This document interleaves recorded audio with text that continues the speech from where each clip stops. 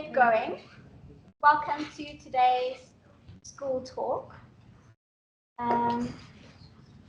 So with us today is Anna from VIDA Design Studio. So VIDA is a design studio specializing in nature-based master planning, hospitality, and regenerative lands management. They have studios in Costa Rica and Cape Town, and their projects stretch across Costa Rica, Australia, Italy, Panama, Mexico, and the Caribbean and the United States. Sorry, almost left that out. So yeah, Anna's going to present a little bit about their methodology and some case studies, as well as working in tropical and coastal landscapes. She's joined by Yann and Cara, who are, Yann, we're trying to work out the year, I can't remember either, graduated 3 years ago. Yeah, a recent graduate from our MLA program, and Cara was in our BLA honors program a few years ago as well. They're both working for VIDA. Anna has a degree in architecture from the University of Costa Rica, and she joined VIDA in 2021 as a landscape designer for the studio in Costa Rica and has since relocated and is running the office. Yeah. So thank you, the three of you, for being here today and sharing your work with us. It's a pleasure. Thank you. All right. Okay. Well, good afternoon, everyone. Well, as Christine said, my name is Anna. Well, first of all, can you all hear me well? Because there's an option for the mic. Okay. Well, thank you so much, everyone, to be here and taking the time to be here. Thank you for everybody who's joining us on the online broadcasting. And first of all, thank you to Christine for inviting us to be here. I'm very honored. And anyways, it's a pleasure to be here. So as Christine also mentioned, I'm going to talk today about most of the things that we do are the way that we work. And I'll present some projects. I have 3 projects. We'll see if we have time. I might just present 2 because I would also like to have some time for Cara and Yann to present their learnings and share some of the experiences so far. Okay. So for most of us who work in landscape, or at least we are very related to this field, some questions that might sound very, very simple at the beginning, those are the ones that we approach at the beginning when we reach the site. For example, where's the sun? Can you feel it? Is it hot? I was very hot that day. It was very hot. And then after, when you feel hot, then you're like, oh, where's the shade? Like you want to look for shade, you want to like look at the fire. And you feel the breeze, and yet that day also I could feel the breeze. How would this place change during the wet season? So that those are things also that how the landscape change. And this brings us to ourselves to ask this question, so why is our role in master planning when we usually come from architecture or design or landscape, as everybody works in VIDA? And we have come to the understanding that it's so important to understand first what is before we can try to make an idea of what a project or a place is. And for this, we need to first visualize all those views and ideas and questions and answers that we find through so many lenses. For example, go to geology, social history, biology, economy, ecology, and all those other disciplines that might help us to find different lenses. And in that sense, we become facilitators to a space, and we also become facilitators to get people more connected to the land and with nature. And this vision so far has allowed us to work in very interesting projects and get to know very cool places. So this is a project in Costa Rica. It's called Perdido, and it looks like South Africa, but it's actually Costa Rica, and it's a volcano. And this river has hot springs, so you can just swim there. So the whole project has suspension bridges and lots of trails and stuff. Very interesting project. Then this is Rancho Pacifico. This is a very hidden and project that really blends into the landscape. This is in Osaka, in the Pacific coast of Costa Rica.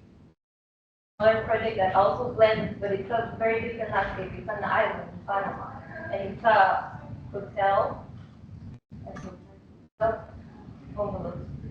And for this project, actually, there was a good conversation because they wanted to have air conditioning. And then we found out that what we could do was just to do like a little cocoon and then cover that with everything so it would look like it was blending into the landscape. So those are just like an overview of our project. I'm going to talk about projects further that are more related to land management, but I wanted to show you the variety of landscapes and the properties.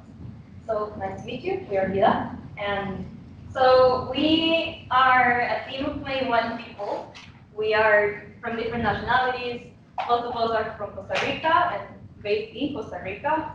Our two studio managers, studio directors live in San Jose in Costa Rica, and that's where the main studio is. There's also another studio in the Pacific Coast where we manage most of the projects that we have near the beaches. And recently, since 2021, we have X23. We have the studio here in Cape Town, started with me, and then now we are 3. Yeah, and seasonally, we have a studio in Australia because our studio directors go to Australia and they have a studio there and they've been working on some interesting projects. So, also another interesting thing, 60% of us are mostly women, which it's interesting, but it's rare in the profession. So, we're mostly girls and boys. So, yeah. And this is the studio, this is how the studio looks in San Jose. This is the one up in the city. We do, I would say we pay a lot of attention and we put a lot of effort into making paying attention to just the culture. We celebrate birthdays, we have shared lunches. There's always a person drawing and there's always someone petting a dog. Funny, yeah. And there's always books and laptops and things hanging around, and yeah, we try to pay a lot of attention to just making everyone feel comfortable. And this is how the space looks on the outside. I don't think there's a more beautiful space to work in the tropics than landscape architect. You might recognize this guy here. He was there. And then we have a little garden, vegetable garden, and yeah, it's just a beautiful space.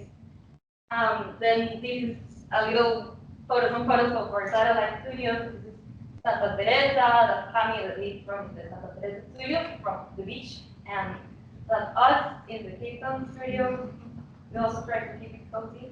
Patrick left to Costa Rica 3 months ago. It's coming back in October. Yeah, coming back in October. So here we are. And just to give you some context about Costa Rica, I think it's good to first place it where it is. It is not South America, it's actually Central America. And it is a very interesting country. First of all, it's very small. It's even smaller than the Western Cape, but it's like a bridge. But I find so interesting. I could talk about it all day.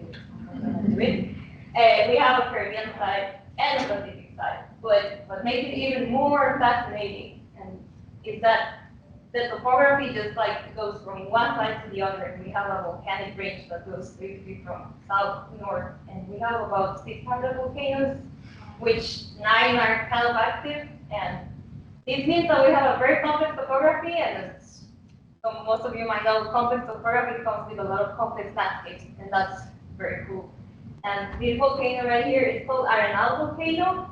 This is where I grew up really close to, and I'm going to tell you a story about that one. So stay with me. And so this whole diversity also comes with a lot of more cool stuff, like it's also one of the most biodiverse places on the planet, 5% of the world's or the Earth species, and we also have 2 seasons, just dry season and wet season.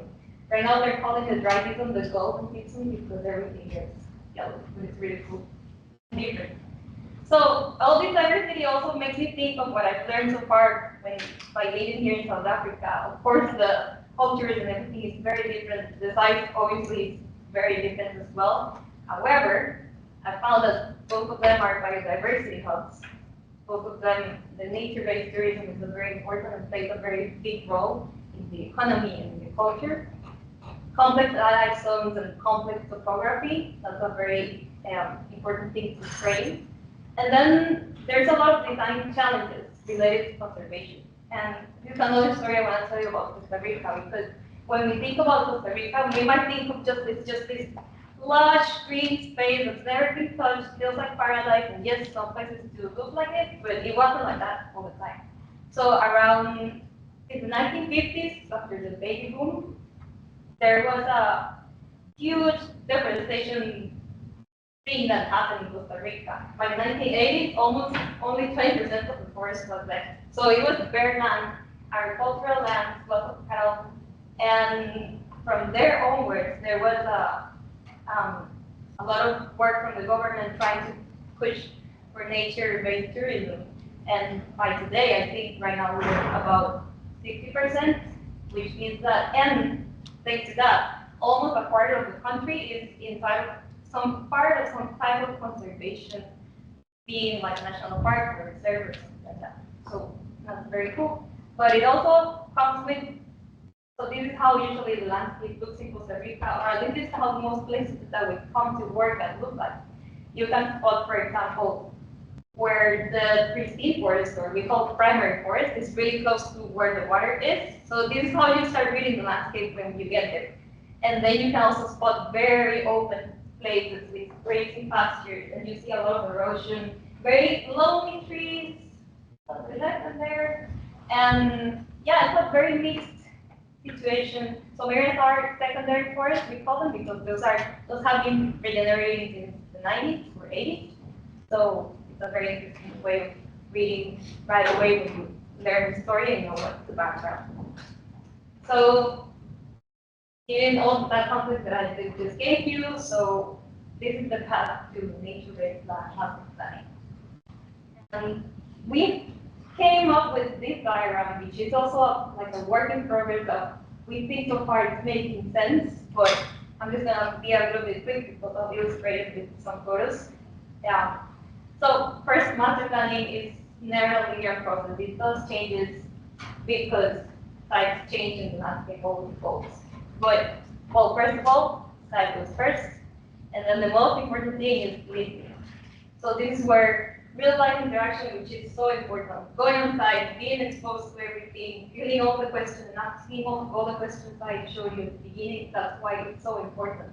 History and observe and feel. And then we get to talk about the existing conditions. And this is super fascinating to me because this is where you build all the sense of scale, how the water works, how we read, or how we're able to understand the topography, the existing infrastructures, the forest coverage, the biological corridors, and after that, this is where all the external factors come in, and that's where, going back to what I just said, this is where all those disciplines come into the conversation.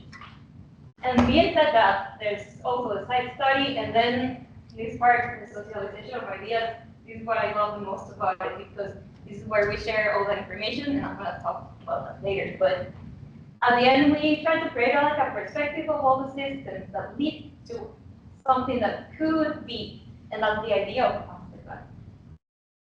And for that, we believe that analog is the approach. And we spend a lot of time drawing and carrying maps, and that's very cool. And you sweat a lot, but it's good. We call that VIDA sessions. VIDA sessions are, so we get to a project, or we get a project, and the first approach that we do is that we spend 2 to 5 days with the client, with some friends, maybe the kids, their engineer, or just a person who has been living there for 30 years in the property. So we're there, walking around the property, looking everything, carrying just maps, nothing fancy, just observing. We carry maps, we prepare photos, everybody's there. And this is also very rare, and it's becoming, like, over the years that we've been doing this, it's been turning more rare every time, and people tend to embrace it with such interest because it's like a focus group during 3 days that everybody's there working on something in common. And maybe for us it's common to talk about all those things, but for some people that join those workshops, they're just learning to connect with things that they've never thought they could connect with before. And yeah, so nothing fancy, maps, boots, lots of sunscreen and mosquito things, and yeah, we talk a lot and we walk a lot. And yeah, we follow probably usually people who know the site very well. Sometimes we walk and go by horses. It is really beautiful. And we carry maps, take notes.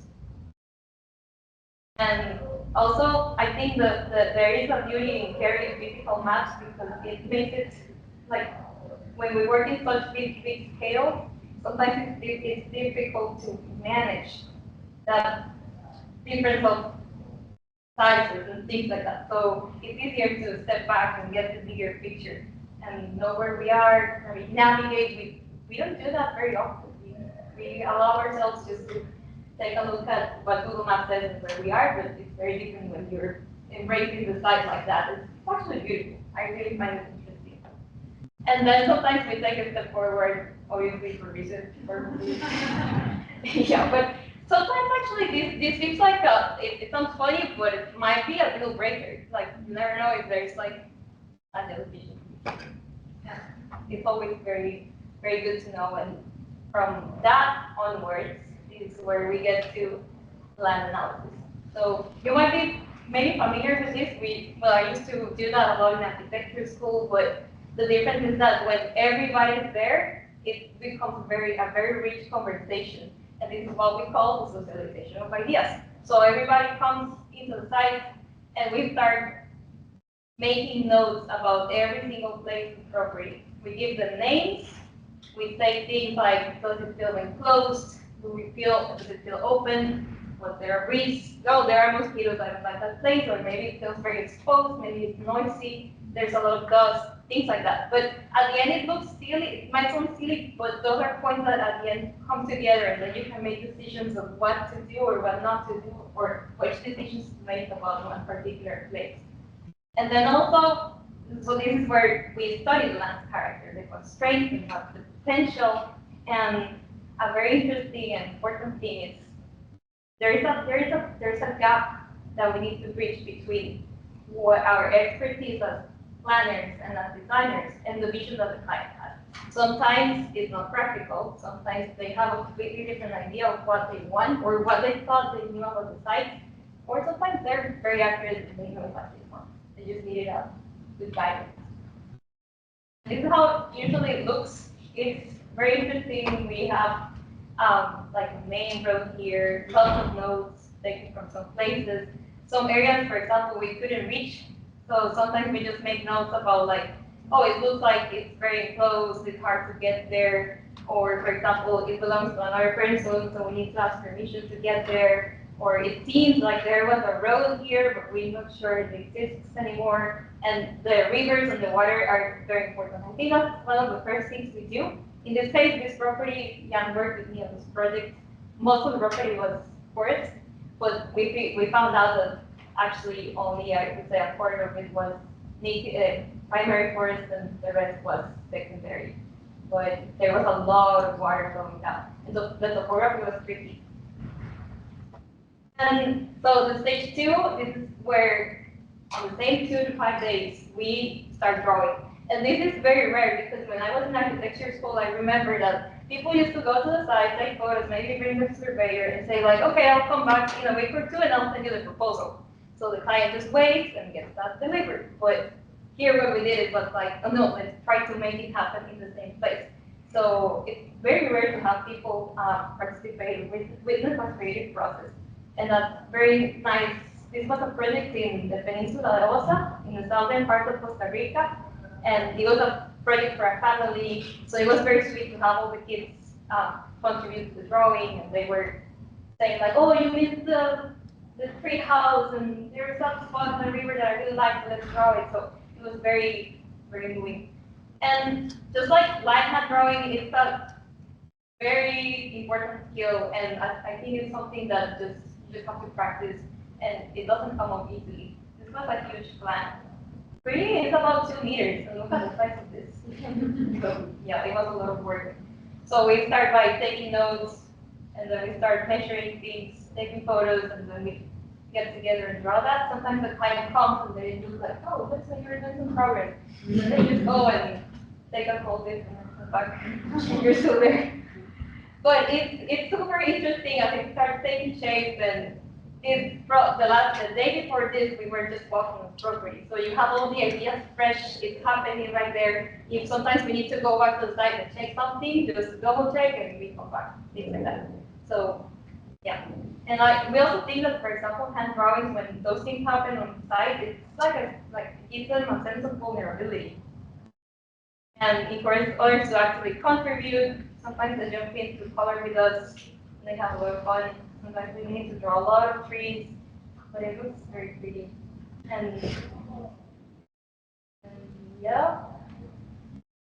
And then once we're done, we usually gather everybody, present the master plan as if you were presenting a project. And this is it's a key moment because this is where they see all that they've been leading during those 2-3 days, just there on a plan. They can recognize whatever they saw, what they pointed out, some problems. They can see other parts that maybe need to be addressed.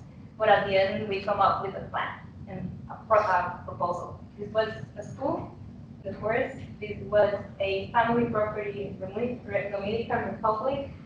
And these are the same ones, that's the beach. Okay. And this is what we call this. It is a language for connection. And it's something that happens right on the site, and it's very enriching. This was the same project I showed you with the kids drawing, and that's how it ended up. And yeah, so at the end, I think working with the language was a huge privilege, and it's so important to be able to have that opportunity that just like making all the spaces and making those time to foster those connections are very valuable. So this is where I'm going to jump into the project. I'm going to talk mostly about practical things that we've learned from 3 projects. So again, they're in Costa Rica.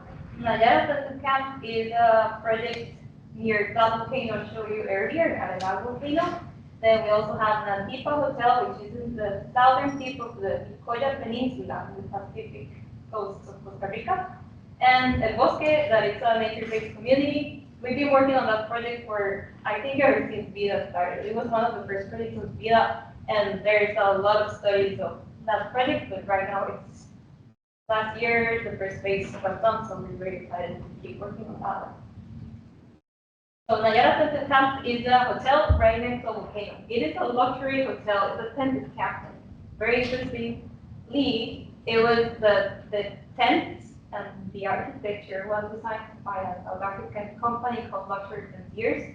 So that was very cool. And this project is a little different than other ones, especially because when VIDA arrived to this project, they had already a master. The client had already hired a person or a company to do a master plan.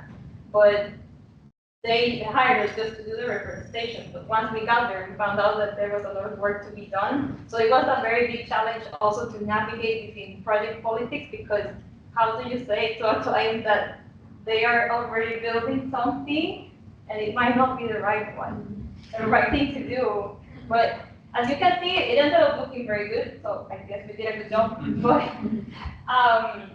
it is very interesting. Those are hot springs, the pools are hot springs, and all the trees were kept. But yeah, the property, as you can see here, originally was, so this is on the foothills of a volcano. The soil is basically all organic soil, so everything you're gonna plant is gonna grow, and it's gonna grow very fast. Sometimes people get here and they come to a Fortuna 3 times in their life, and they think the volcano doesn't exist because they can't see it. It rains so much, so there's a lot of water. So water is a huge thing. Anyway, going back to it, the property was a cattle farm. So as you can see, it's mostly grazing pastures, and those were the only existing trees that they left. And that was their plan, just to do that. And so we came in and prepared a master plan. We made some changes for the circulation. There was a lot of considerations about moving the reception and the common areas just for circulation again, and lots of conversation about stormwater and drainage systems. And that plays a huge role into the property. The master plan is mixed media. Some of it is from a hand with the aerial underneath. And this is a section that we did by hand with the suspension bridges was also a proposal by VIDA, and just the way the roads and everything was organized. And this is how we came up with the proposal for the reforestation. So, of course, we had to do a study of locals, like native plants and native species. So we came with piperaceas, which are they look similar to mini monsteras, like lilies, but the thing is that for locals, that is basically weeds. So when we got into that, like we sent them lists and they were like, man, those are weeds. Like how are we gonna work with that? And so it was another conversation and this became very interesting because there was not a nursery nearby that was growing those things because again, those were weeds. For them in Costa Rica, we call them matorral or we call them maleza, which means like plants. But anyway, they paid attention to us and it really worked. So at the end, thanks to this whole effort this was maybe finished around 2020 in the pandemic, and 4 years later, it looks like a proper forest. And it's very interesting how just nature is so, it just embraces what's supposed to be there. So it just grew, it's working, there's a lot of stormwater systems that work, and the property is maintained very well as well. That plays a huge role as well. You can see here, the existing trees are still there, but everything is growing very widely, and we call it something like the cultivated wild. So that's a very interesting concept. I think it came up from Raymond Jungles, but it's a very interesting concept if you want to use it at one point. And you can see these are all the water systems working and keeping all the water and gathering everything. Yeah. So this is Nayara. The second project is a hotel at the edge of the water. It's called Nantipa. Nantipa is in Santa Teresa. Santa Teresa is, let me go forward. Santa Teresa is one of the, I would say, the greatest spots for surfing in Costa Rica. It's like a very niche place, but it has a lot of challenges. This is how the main road looks like. It's very rural. However, it's a great spot for surfing. There's a lot of tourism going and coming in there. It's gotten very popular over the years. And Nantipa is a hotel that's right in front of the beach. But as you can see, there is one particular thing. The topography starts up here and just goes all the way down. So you can imagine where all the water ends. And look at how the street looks like. So, yeah. So when we got there, the property looked like this. Basically horses grazing and thankfully lots of existing and mature trees. But those trees lose their leaves during the dry season. So going back to the dry season, that's why I mentioned it before, because it does change drastically, but it's beautiful, I'll show you. So we got there and we knew that we had to do something about the water, especially because it's here, right? So let me go here. This is the master plan, this is where the entry is, and this goes all the way towards the beach. And there was a big conversation about low density, that's something we knew we needed to do, and there was a conversation because they wanted the pool to be, of course, in the beachfront, but we had a reason why we wanted to keep it here. And the reason was because we wanted to work channeling all the water that was supposed to end here. And you wanted to keep the beachfront because that's the main asset of the beachfront hotel, right? So we managed to do it, and we managed to do it like this.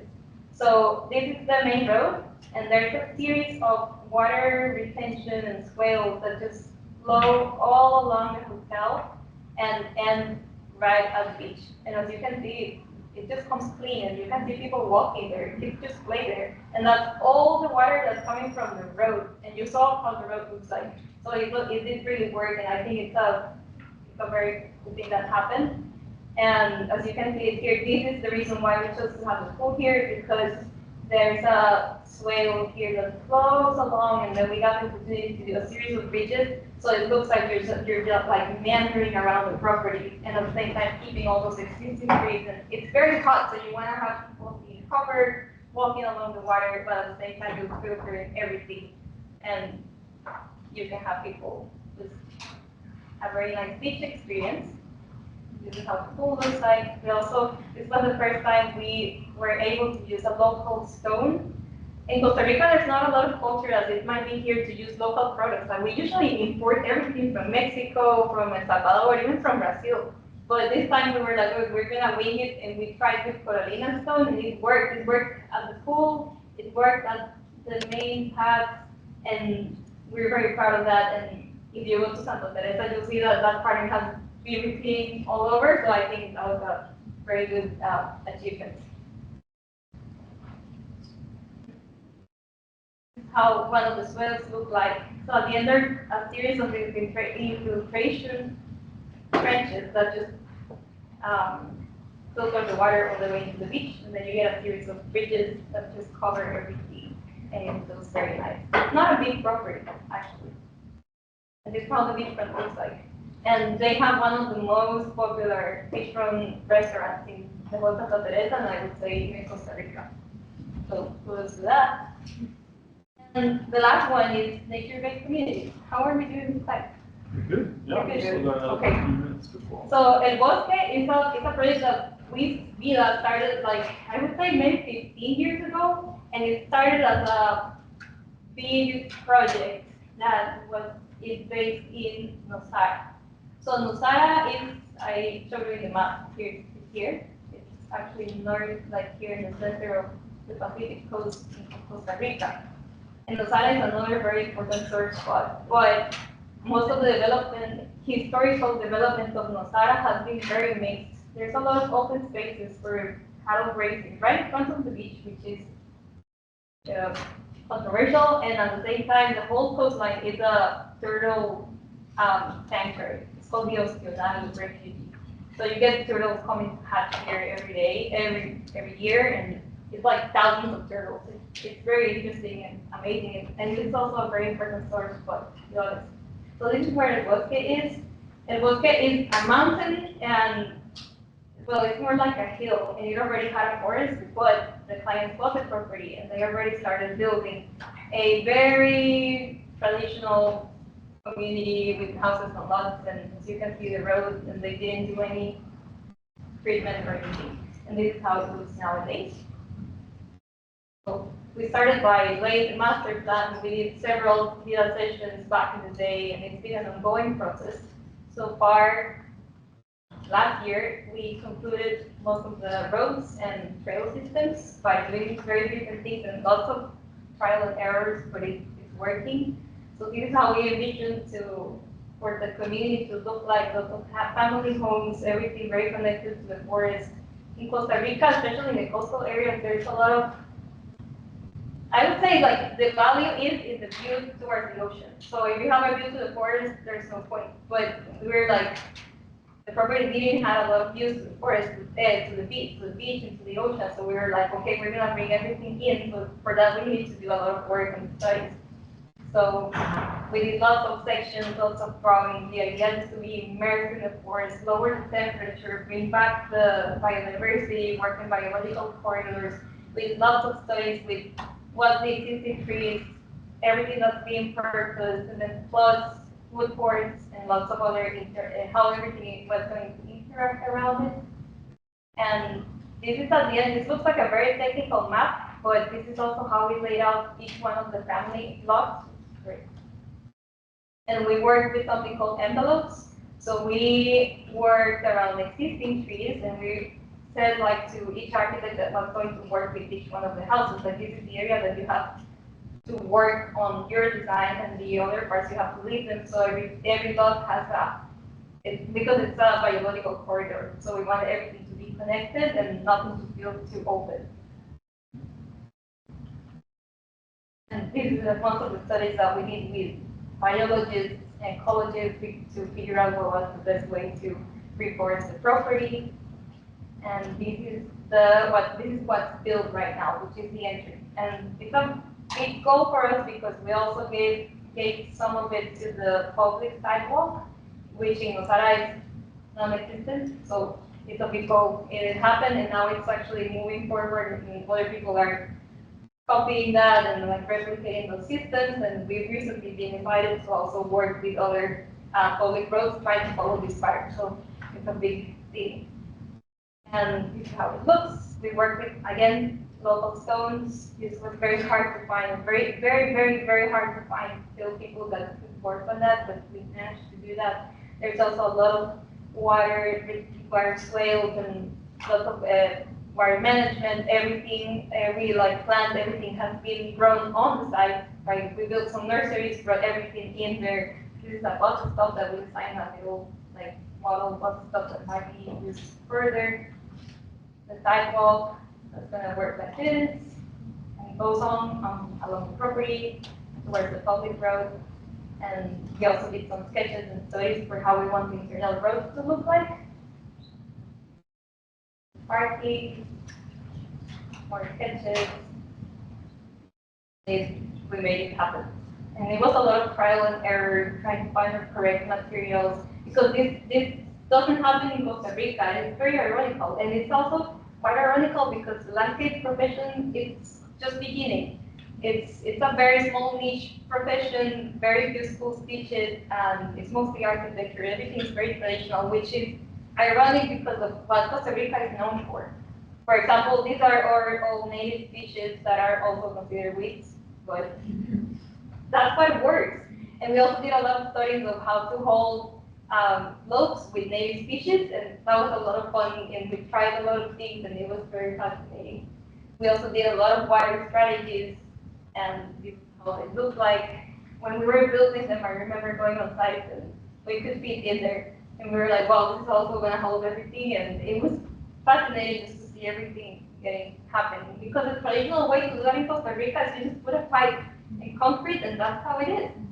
But yeah, however, it takes a lot of work. Like that's why we use pipes, because they're easier to maintain. For this is there's a lot of manual labor involved, but it's what needs to be done. There's a lot of work. There was a lot of work and studies of the different trails. We did a lot of diagrams. We measured everything and came up with very interesting and beautiful solutions. And we created also a very cool palette that can be replicated in the community in Osaka. How this is the secondary road that we worked. So it's supposed to have a lot of permeable materials where when it rains, it's just like the water doesn't just flow, like it goes back in. And we also designed some of the colors that looks very nice.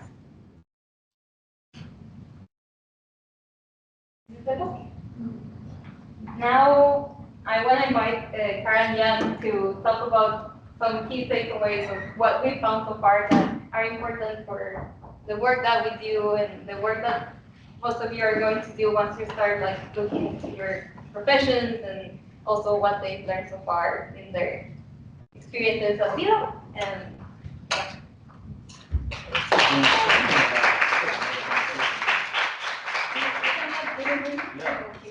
you can talk. In the chair. Okay, well, I'll start with just going through a few VIDA takeaways. So it's all about the process, and the best solutions are authentic. We are optimists by nature. We ensure designs work without compromising nature. Collaboration is key. Sharing ideas and knowledge always produces a better solution. Working with landscapes is a privilege, a huge privilege. And we can share that privilege and make a difference by restoring a human-nature connection. Don't be afraid to put yourself out there. Stay authentic, be bold. Our merged differences equal a greater skill set. A curious mind will take you very far, so create, take time to understand function, grow plants, and notice change. Yann's going to take you through a little bit about his master's experience and how it prepared him for working for VIDA in the professional world. Yes, I'll go through that, and then we'll have some time for some Q&A if anyone has some questions, open up some dialogue. But I think before I jump into my experience at GCT and I think how that was relevant for the working world. I mean, Cara, do you want to speak about your experience of honors and going to the working world? Yeah, your thoughts on that. So I haven't completed my master's yet. Only completed my honors at GCT. I was I couldn't afford masters, so I needed to go get a job. So was almost forced into kind of working first before completing my masters. But I've learned so much through VIDA. I was obviously very lucky to have VIDA as my first landscape job. I don't think any company could prepare you better for the industry that we're in, or teach you better skills. So I've really enjoyed and am enjoying working with them, and their how they stay true to really supporting nature is very cool. So anyway, looking back, I think it's been really great learning before doing my masters, and I think if I came back and did my masters now, it would be something that was, to me, would be much more valuable and possibly attainable in the real world. So yeah, it's something to consider. You don't necessarily have to do your masters straight away. I know it's nice to get it under your belt, but yeah, I've had a great experience in the working world, and I think it's preparing me very well to do a good masters in the future. Cool. Yeah, I think something that's been interesting for me is seeing the relevance, like what I learned at UCT and how that I could bring that to the office or into the working world. VIDA is quite a unique office in the regards that what we learn, like a lot of what we learn, is quite applicable. So I think one of the first things was, especially landscaping, is really learning how to think at different scales. So my undergrad was in architecture, and so our scale was quite sort of site-specific, maybe the building and a little bit beyond the envelope of the building. Some teachers taught us to kind of think a little bit at a large scale, but not really. So it's interesting, this idea of working at different scales, because when you work at a master planning scale, you kind of start on the site and it is specific to that site, that scale. But then you kind of like, you zoom out to the regional scale, and you start to look at layers of information at different scales, and how working at different scales, a lot of that information ultimately comes back and contributes to your design process. And I think that's something that in honors year, because it was every quarter was a different project, and I feel like we almost intentionally work at a different scale in every quarter. So that was something that was very valuable when coming into the office, already having that. The second thing was, what was the second thing? There were three things. The second thing was, I mean, one of them, I mean, Landscape system. Oh, landscape system analysis, yeah. So a subject we do in honors is landscape system analysis, and I think it's one of the most valuable subjects. You can do it as an elective if you're from a different degree. And essentially what you do in landscape system analysis is you start to learn how to look at the landscape, how to read the landscape, and to understand the landscape as a series of interconnected systems, looking at the layers, the hydrology, the morphology, the geology, vegetation, and understanding how they kind of work together and the relationships between them. And I mean, as Anna has kind of demonstrated, that is our job, is to kind of learn how to read the landscape, and you go on the side. And I mean, what is so huge in Costa Rica is stormwater management, because there is so much water, and learning to understand, to read the contours and the valleys and what to do with this water and celebrate it, rather than just kind of like piping it underground and creating, I mean, essentially entire designs around stormwater management. It's interesting because here we deal with the opposite, like lack of water. So it's been very interesting, like, yeah, learning how VIDA deals with too much rain, and then like eventually when we start getting projects within Africa, we'll be dealing with how to deal with too little rain. Too little rain, and the other extreme is like 2 times a year, like flooding. Exactly. So it's become more and more tricky to design landscapes that can cater for those extremes, and it's becoming more and more important.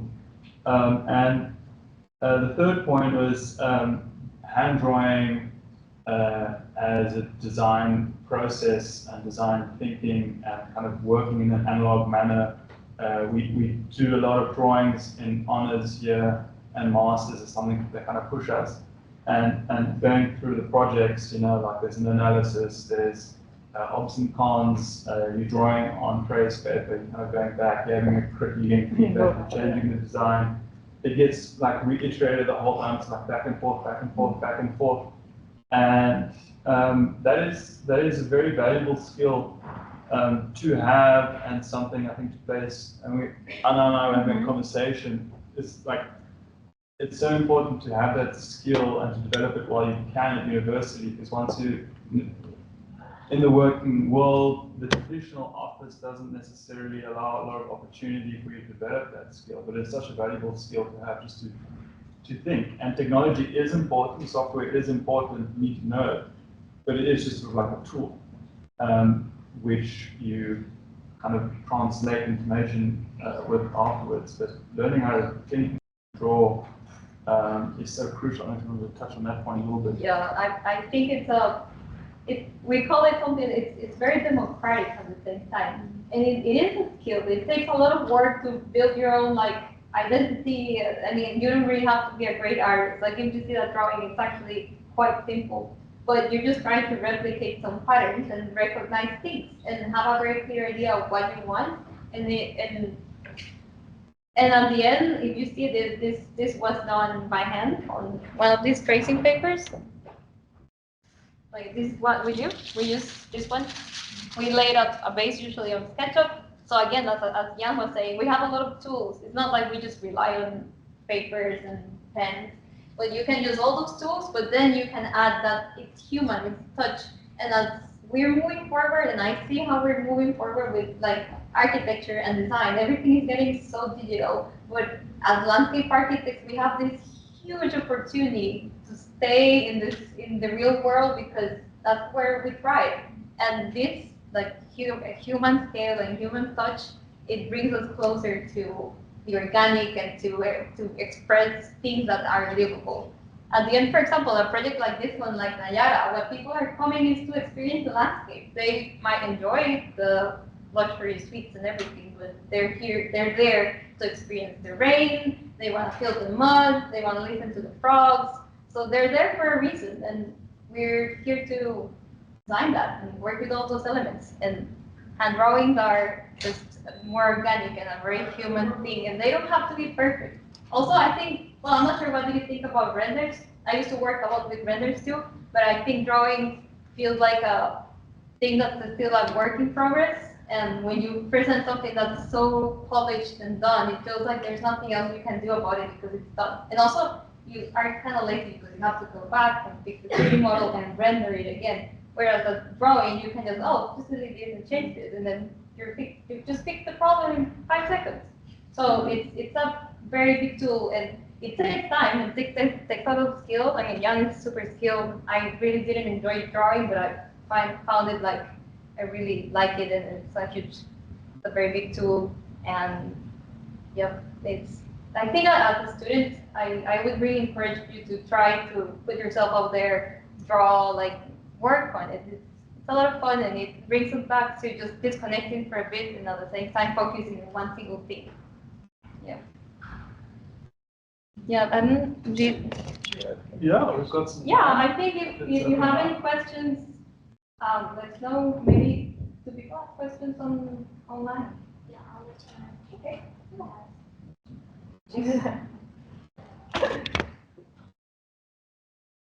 Any questions? So, yeah, I'm going with all the water that comes down that you guys are working with, do you guys, and I see a lot of pools and so forth, do you guys, is that all natural water? There's no like chemicals like kind of these chlorinates and all that? Is that No. just Well, it depends where the water comes from, but usually if it's just rainwater, it gets filtered by those basins, and then at the end they get incorporated into the river. Yeah. But usually we work with everything that's from the roots or this like basically natural water that's just flowing. If it's like a pool, you do have to put like something to filter everything, and then it might get into it. But yeah, so that it's a different system, but we don't really work with those things particularly, but that's like the job of our engineers. But yeah, it's mostly water, like rainwater. Yeah.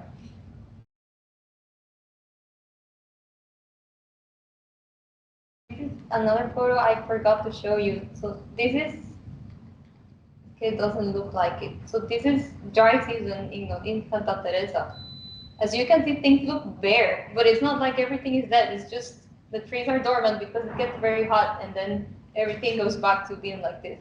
So you get, as Yann was saying again, you get these very contrasting times where you have a lot of water, and then no water for a very extended period of time, and with climate change, it's becoming more and more and more important. Another thing I forgot to say about this project is that those basins were designed to be filled after 10 years. First year of the project, they were full. So this is when we were like, oh, I think there's a lot of work to do in this place, and that's the reality of coastal and small towns in like rural towns. There's a lot of work to be done. But this also showed that those strategies are worth the struggle, because we had to have a lot of conversations with engineers at the end. It was like, that's your risk. If it doesn't work, you're gonna be like responsible of that. And we said, yes, okay, let's do it. But it was very interesting to see those things like filled after a year. They were supposed to be filled like 10 years from now, and it happened after 12 months. But yeah, but working with water is a huge challenge, and you need a lot of skills and knowledge. I am just learning about it, but yep. What are you working right now on projects? Oh, what? Thank you so much for such a beautiful presentation. I think what really struck me was how romantic your approach is, and it makes so much sense because romanticism is glorification of nature, and it's natural sublime. And I think it not only links into like going back to maths and like a simpler time, and like I think it's dizzying how much we like zooming in and out on digital screens. Yeah.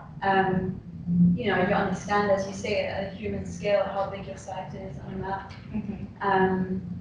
Yeah, so thank you for that. I've got two questions. I think one, there's an interesting dynamic between obviously ocean, mountain, but then you've mentioned cattle grazing and cattle kind of happening in between. I know you guys design regeneratively. What do those sort of approaches look like? I mean, we chatted to Liz there, you did the water course on water systems with us, and animals actually she suggested we should be using more grazing animals to help with overgrowth and to maintain plant growth. Mm-hmm. What is the dynamic between cattle and your vegetation? I mean, they eat anything that's not poisonous, really. Yeah, but yeah, I mean, I can't see them eating plants that are growing in the rainforest. Like, did you manage that in your work? We have very few projects where they're working farms. However, we do have a couple of projects. Right now we have, I think, 3 of them that are supposed to be kept still. Like some parts are gonna be kept as farmland, and others are gonna go to regeneration. But usually what we do is first manage the erosion. In Costa Rica we get a lot of rain, and when you have bare land, you get so much erosion, and that's where most problems start, especially with areas that are dedicated to grazing. You have a lot of erosion, lots of things that shouldn't end up in the river, so you need to control all those things.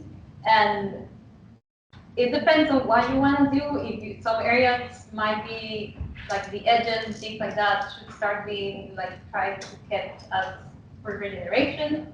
But what we do is that we don't really like try to impose things. We usually first identify what grows there naturally, and then we just like prepare a platform for everything to grow back. I think that's the way it should be done. However, the tropics I don't really have a lot of experience how it works here, probably do more of course, but in Costa Rica, everything grows so fast because the soil is so fertile. If you see a building site, you're gonna find like 5, 6, 7, 8 meters of black topsoil. So they actually have to like replace the soil, like bring soil from the other part just to fill. So everything grows very, very fast, and it's very, I would say, when you're working towards regeneration, it's very grateful to see how you just prepare a platform and just nature takes over, and you're just there as a facilitator again. Yeah. Which we don't really have projects right now, like particularly, yes, but It's it's more for the yeah. private. like in large scale ones, we're just starting to try to work towards that because there's a lot of work to be done, especially in Central America, Nicaragua, Panama, and Colombia, where most like farming in the tropics has been working in a very intensive way, and there is a lot of work to be done because what they did was just to cut everything. Leave some big trees that they couldn't cut, and leave only the trees pretty close to the water sources because you need water, but otherwise they would just wipe everything and export the waste. Yeah.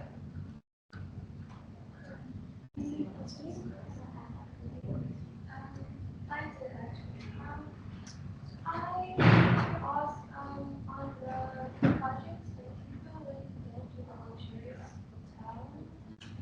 I was trying to about how much the trees grew in the last 4 years in our art. I wanted to ask if source the trees there, if so, what trees, or did you like face the project and all of that? Yeah, and also another question is, the other one from the obviously you guys are dealing with regenerative forestry and all that. How do you tie in that to the cultural aspect of the site that you have? Just a question. Is this about this project? Is that okay? All right. So, okay. So to begin with your question about the existing trees. Just in general, so like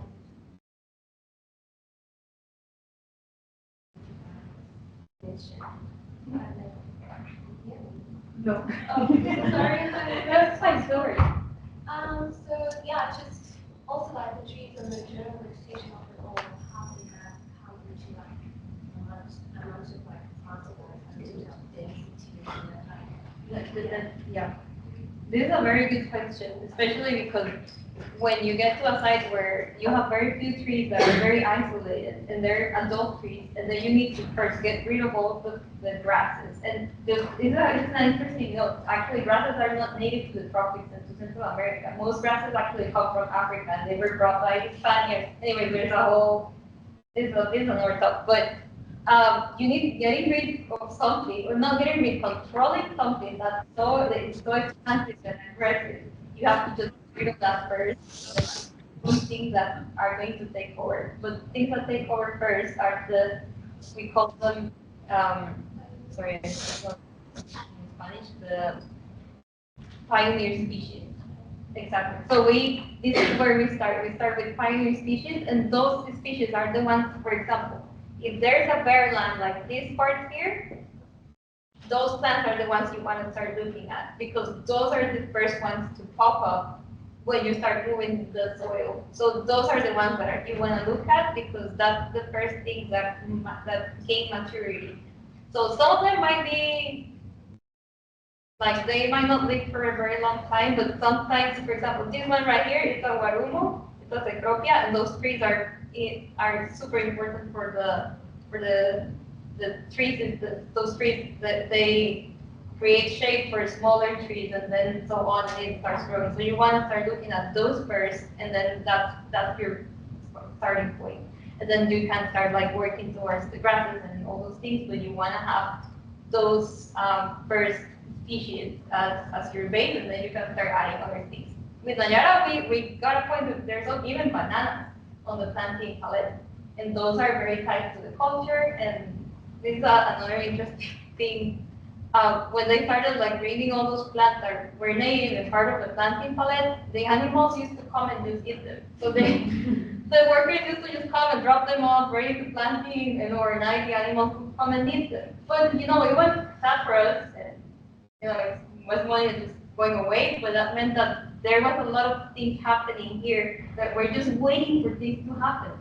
So, yep, I'm not sure if I can just add to that, Anna. That's So some projects we obviously get plants from nurseries, but other projects, for example, a project called Cerro Frio, we actually have an on-site nursery which we manage on-site, and we take cuttings from the existing forest, existing native forest. so we don't cross-pollinate, we keep genetics as sound as possible, and it's a very, very cool opportunity, and I think a cool idea to, if you have the budget, apply to sites here even. There are two questions online. The first one is, you mentioned having done some projects in Africa. Which countries in Africa have you worked in, and how have you dealt with the language barrier and other cultural challenges, if any? We haven't had projects in Africa No. yet. However, our studio directors do have experience. He did work for a while in Egypt and the Emirates, and yeah, but it was a northern area. Yeah, but we don't have experience yet in Africa. But it would be very interesting, and I think that's a huge challenge. And then a second comment about Shima. Great talk. Thanks for sharing your work. A third year landscape architecture student at CP2. And the question is, how can we design green roofs to seamlessly connect with the existing green spaces and corridors in the urban fabric, creating a cohesive ecological network? Wow. That's quite a question. Easier question. Send us the brief. Well, I don't really have any experience on green roofs. However, we have worked before with gardens that grow on platforms. But I think you wanna first like have an idea of how do you want things to look from. Yeah. I have a thing about green roofs. It's like, who looks at them? Like nobody's above not everybody's like above the green roof, so you're not looking at it. So maybe you should also take a look at what are you gonna be able to share with the people who might be looking at it from that way. But that's just my opinion. I don't really have any experience. Make sure you got a strong concrete slab. Yeah. Yes. Yeah. And, my experience from the previous office is waterproofing. Yeah. You gotta make sure you get the waterproofing right to do a green roof. Otherwise, it's a nightmare. And it's easy to plant small plants, but trying to plant a tree into a green roof, it's quite complicated, very expensive. Also, I suppose like connecting a green roof to the ecology on the ground is, I think, pretty hard. I mean, you wouldn't in a natural space really have a tower with plants growing on top of it. So I always like to look back at replicating what would exist really in nature. So like think about the function of that roof and what it's really there for. Is it there to cool the building? Is it there to, I don't know, suck up some carbon? Like, what is it really there for? And that'll be the easiest way to incorporate it naturally into other natural spaces. I'm having so much fun. I haven't watched the time. I think it's 2:05. If anybody needs to leave now to get to somewhere else, please feel free to do that. Otherwise, we can maybe keep going with a few more questions if there are people with questions. Otherwise, thank you so much for. It's a pleasure. Thank